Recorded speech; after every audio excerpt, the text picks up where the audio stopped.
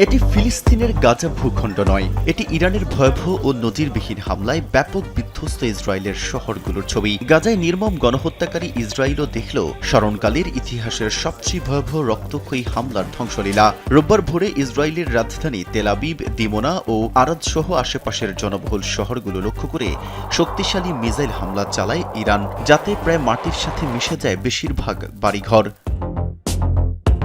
ইসরায়েলের হামলায় গাজা ভূখণ্ডে যে বিভীষিকাময় ধ্বংসস্তূপ দেখেছে বিশ্ববাসী, এবার দেশটির দিমোনাতে ইরানের হামলার পর ঠিক সেই ভয়াবহ ধ্বংসস্তূপ দেখেছে খোদ ইসরায়েলি বাসিন্দারাই। শহরটির ইসরায়েলের সবচেয়ে বড় ও গোপন পরমাণু কেন্দ্রের অবস্থান লক্ষ্য করে সরাসরি হামলা হলেও অল্পের জন্য সেটি রক্ষা পায়।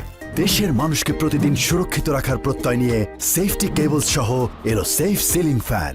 তবে আরাদ ও তেল আবিবেও ধসে পড়েছে অসংখ্য ভবনের দেয়াল এবং কোথাও কোথাও ব্যাপক ও নিয়ন্ত্রণের বাহিরে আগুন ধরে যায়। এসব ধারাবাহিক হামলায় ইসরায়েল জুড়ে 2 শতাধিক ইসরায়েলি হতাহত হওয়ার কথা আনুষ্ঠানিকভাবে স্বীকার করেছে নেতানিয়াহু প্রশাসন। তবে ইরানের ইসলামী বিপ্লবী গার্ড কোর IRGC এর জোরালো দাবি, এসব সুনির্দিষ্ট হামলায় অন্তত 2 শতাধিক ইসরায়েলি নিহত হয়েছে, যেটিকে তারা ইরানের নাতানজ পরমাণু স্থাপনায় ইসরায়েলি হামলার দাঁতভাঙা প্রতিশোধ হিসেবে দেখছে। এমনকি পরবর্তী হামলার জন্য আরও অত্যাধুনিক হাইপারসনিক মিসাইল প্রস্তুত করছে বলে হুঁশিয়ারি করেছে ইরান। ইরানের একের পর এক এই ধ্বংসাত্মক হামলায় রীতিমতো চরম আতঙ্ক আর উদ্বেগে ভুগছে ইসরায়েলের প্রধানমন্ত্রী বেনিয়ামিন নেতানিয়াহু।